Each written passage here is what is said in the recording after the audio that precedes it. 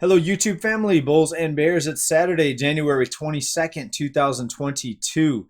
We have a lot to talk about. We're going to talk about the huge sell off. Everybody's seeing red in the markets. And I was talking to a good friend of mine that's heavily invested in stocks and crypto. And he was shocked. He was shocked at how fast and how hard this market came down. But this shouldn't be shocking to anyone. The amount of institutional ownership in these assets and stocks and cryptos alike is staggering. Even real estate, over 1 in 3 homes are owned by investors, meaning people that own the home but do not live in the home themselves. Over 1 in 3 homes. And that's why you see the home ownership rate is actually under 66% because you have the other 1/3, over 1/3, that's owned by investors or institutions or people that own it but don't live in it. Now, think about what could happen or what would happen with the housing market if sellers were able to click a button and sell their home in a matter of seconds. You would see the type of volatility that you see in stocks and cryptos, you would see that in the housing market. Of course, that's not possible with the housing market. It doesn't move that quickly. Real estate price moves play out over the course of several months, sometimes even several years. But things that you can buy and sell online, digital assets, including stocks, click of a button, and the big money got out before the big drop. Let's take a look at some of the type of ownership that we have in some different assets right here.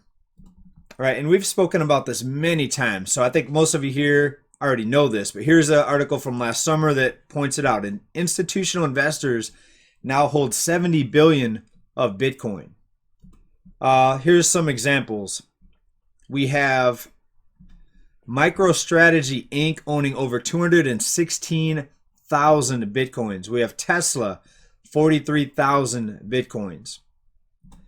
And if you think that these companies didn't get out and sell before this big drop, basically, Bitcoin's down 50% from its peak. If you think these big money institutional investors did not get out before the big drop, you are delusional.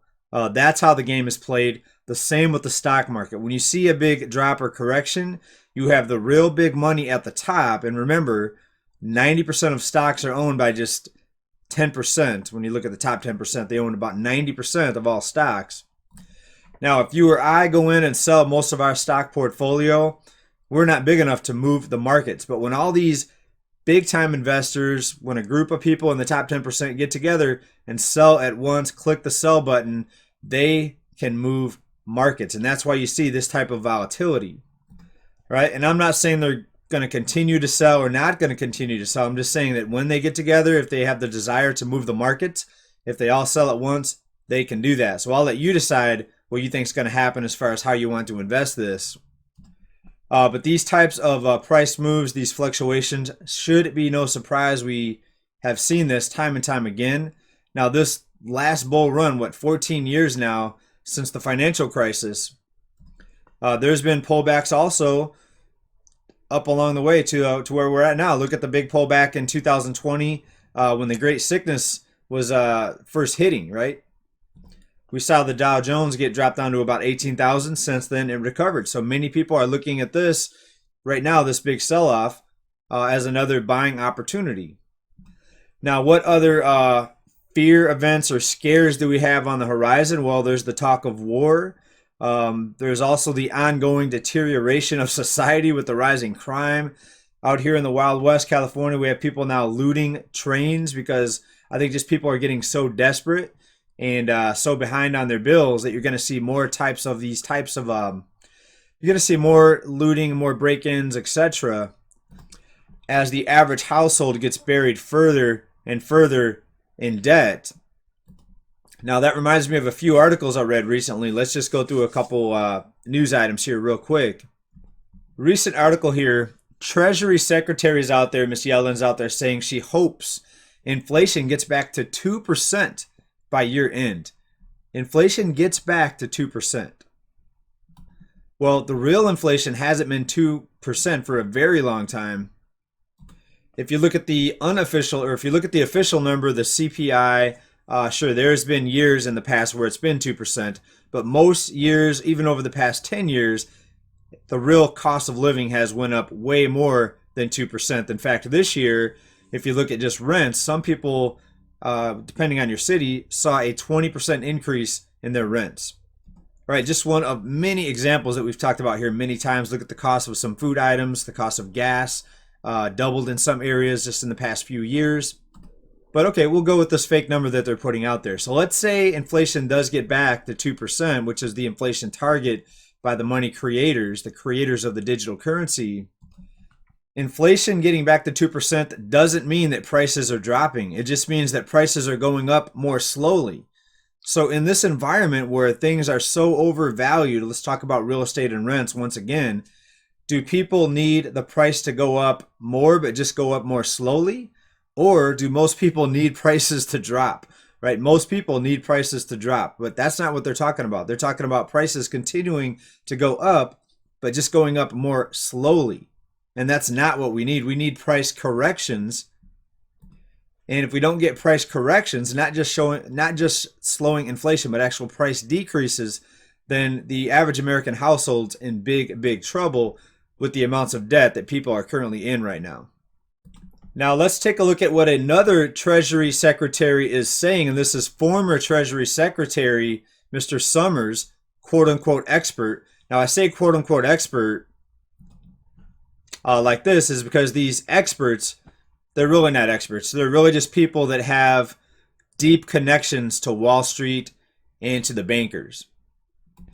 And the reason they're so mega rich is because of their connections and their positions, not because of their intelligence. That's my opinion.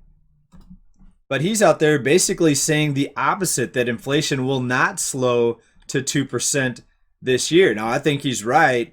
In fact, I think inflation is going to be in double digits again when you look at the real number, the real inflation, not the official CPI number, but the unofficial, aka real number.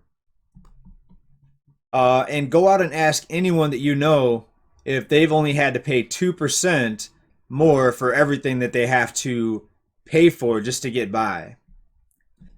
Just look at the cost of automobiles, the cost of gas, the cost of insurance. Most people's taxes went up way more than 2%. Even property taxes, when they base your taxes on the value of your property, you're going to see those go up way more than 2%. Now, the big question that most of us here have is, will prices drop? Will real estate come down? Will rents come down? In the current environment, I don't see that happening. I see, of course, sell-offs in the markets, but those are things that can be sold, again, in a matter of seconds at the click of a button. And you can bet that a lot of the big money people that sold off their digital holdings and their stocks are going to come in and buy up close to the bottom or near the bottom, buying the dip.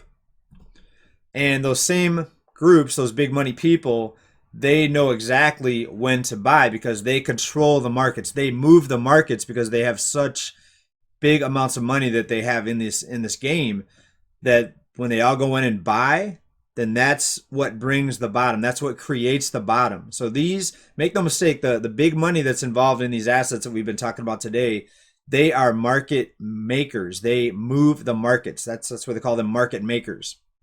Right? The buying and selling that they do in coordination creates the booms and the busts. And yes, they make money on the downside because they sell before the drop. The average investor sitting there in shock, what happened to my portfolio?